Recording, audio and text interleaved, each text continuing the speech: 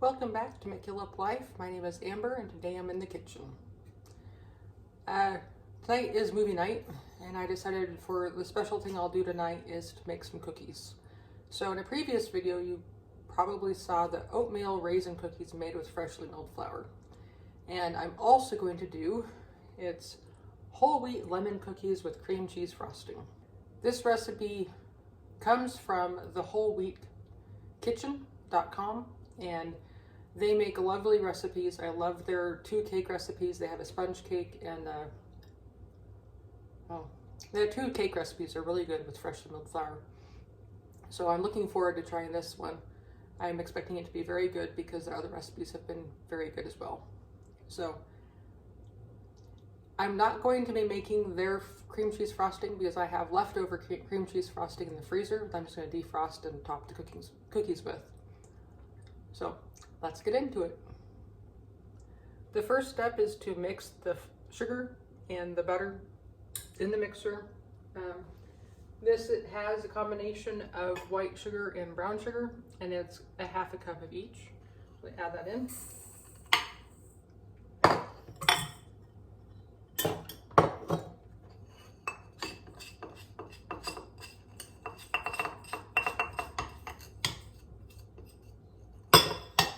And then it's calling for a half a cup of softened butter. So this butter's been out on the counter for a while.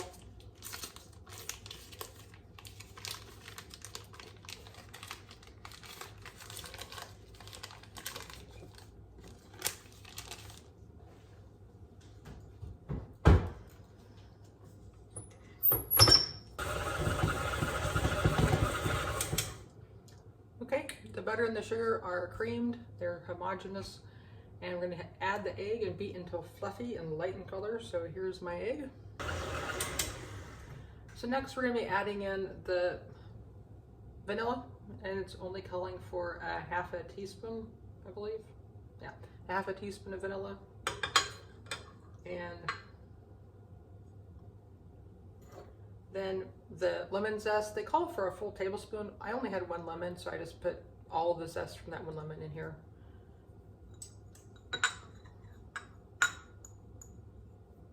And I will have the recipe linked below.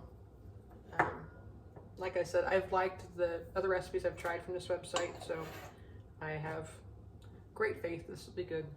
And then it's 2 tablespoons of lemon juice.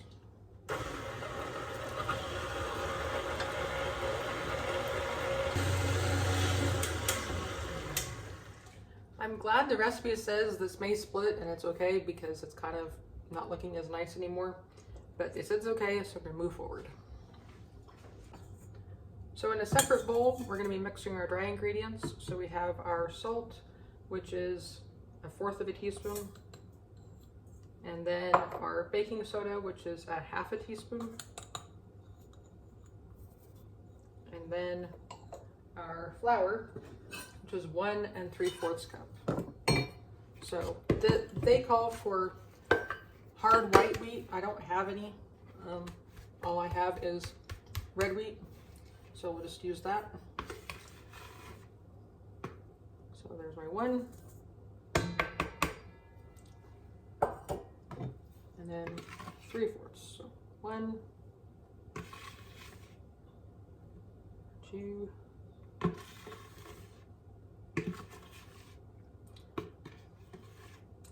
and if you get into milling your own flour and you're wondering what to do with the little bit that's left, the advice that I saw, which I find helpful, is go ahead and put it in a Ziploc in your freezer and label it.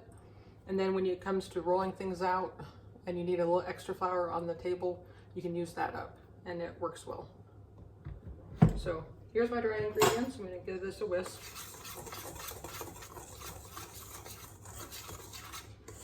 And they did say once you have the dough together, you may need to add a couple tablespoons of flour, but you do that separately at the end. So we'll see what we get. I'm going to go ahead and slowly incorporate my dry ingredients.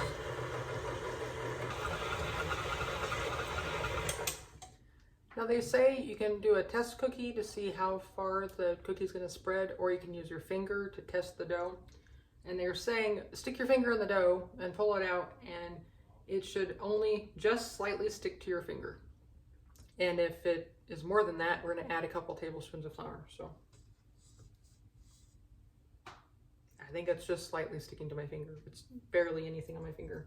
So I think I'm gonna call it good and move over to scooping cookies.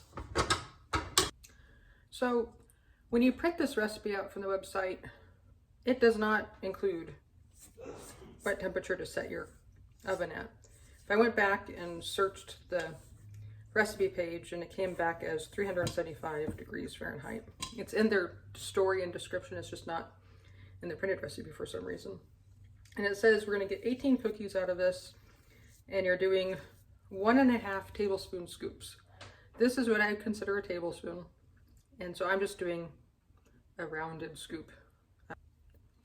And I'm going to roll it. It doesn't say anything about pressing down. It feels like a very soft dough, so I'm expecting it to spread quite a bit. So I don't think I necessarily need to press them. They say to cook them 9 to 11 minutes until the centers are set and the edges are lightly golden brown. So I'm going to try 9 cookies and see how big they get before I start trying to fit a dozen on the pan. And this is just parchment paper I'm reusing from previous cookies. The splatter marks are actually lemon juice, so should not hurt the cookies at all.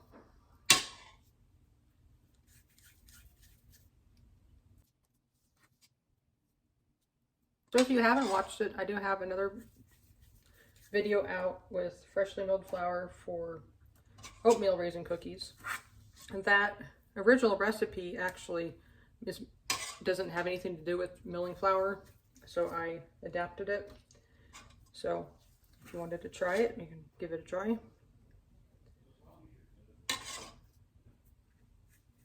I would assume that this recipe would probably be pretty good just with all-purpose flour too, but of course you'd have to just try it out and see. I find recipes tend to be pretty forgiving, so shouldn't be a big deal.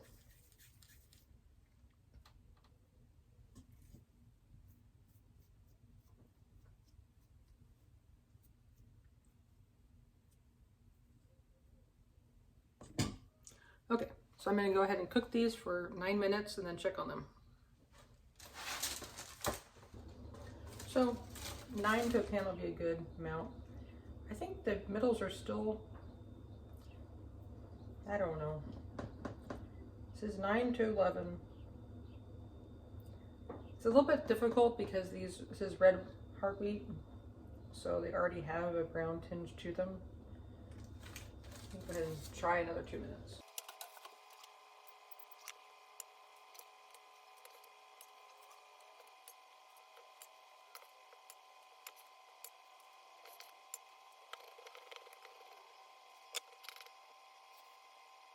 So it says it should only make 19 cookies, but that's massive compared to what these other ones. So I can either add more to these other ones or wait and split it up and just do like a couple on the other rack, which I think I'm going to do.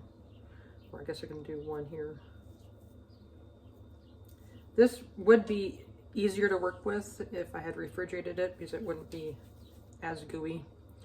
I don't think that's a matter of, you know, needing to add more flour, because when you initially touched it, it was fine. It's just the more working you do it, softer it gets. Which is true with any butter dough you're dealing with. So these, I think, got a little bit too golden brown, so I think I'm going to go for about 10 minutes. Not 9, not 11, but 10. So here we are with the cookies, and they're supposed to be topped with cream cheese frosting. So here's some cream cheese frosting I made up a while ago.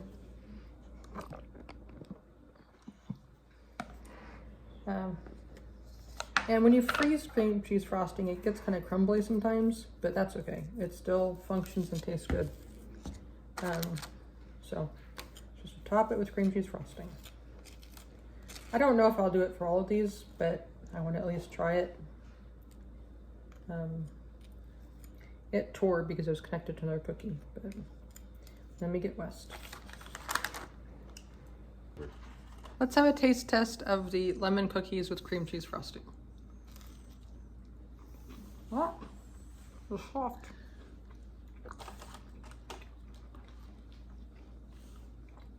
Very soft, very good.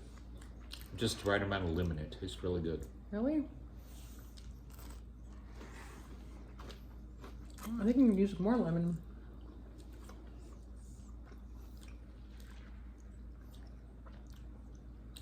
I can taste it, so to me it's pretty good. If you want to add more lemon, there's probably room for that. Yeah. It's a very tasty cookie. It might be. I got some. Because I used red hard wheat, that might be why it's not as powerful of a flavor, because the wheat itself has a flavor to itself. So, anyways, the recipe actually made 20 cookies, which I don't mind. So, enjoy them. You'll be forced to eat a cookie. Oh, how sad. It's a tough job, but someone's got to do it. So, thank you for joining me today in the kitchen. I'll have the recipe linked below. It is very tasty. We hope you have a good day. And until next time, feel free to like and subscribe. We are a new channel. Enjoy your day and enjoy your cookies. Bye-bye.